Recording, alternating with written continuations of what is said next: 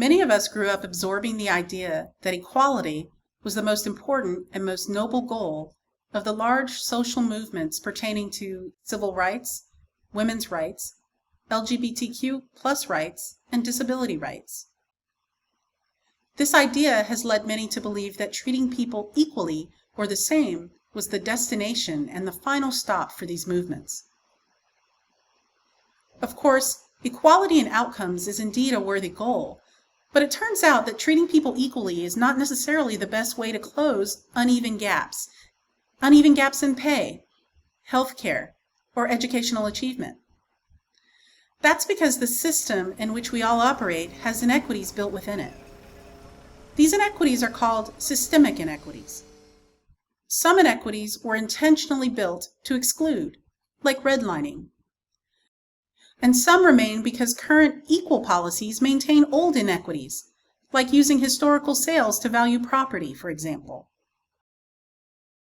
When our systems were founded, the people allowed to work and play within them, cisgender, heterosexual, able-bodied Protestant white males with property, had a lot more in common with each other than not. The systems we all operate within today were built with them in mind.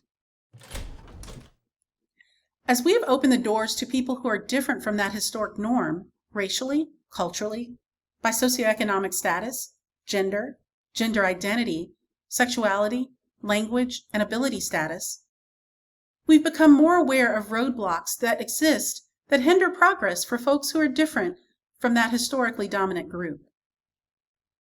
To be clear, recognizing systemic inequities doesn't mean hindering progress for any one group of people. It simply means recognizing and removing barriers that such a system has embedded within it, so that each individual can achieve their own potential. Some have likened systemic inequities to roads and streets built for cars. Suppose you realize that a better built system would be one that would extend thoroughfares to bicycles, skateboarders, and wheelchair users. Doing so would be preferable because it would lower emissions, increase exercise, and provide more access for various types of transport. Now suppose you treated all of these modes of transportation and movement the same, and simply opened roads built for cars to bikes, skateboarders, and wheelchair users.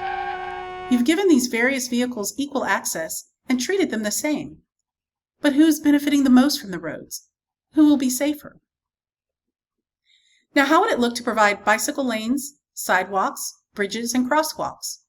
In doing so, you've increased equity by removing barriers and providing accommodations.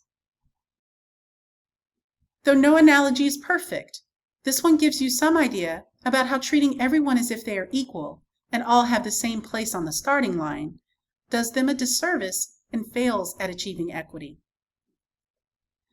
You've heard from some education professors, and you'll hear more in this course to learn about how the concept of equity applies to pre-K through 12 and higher education.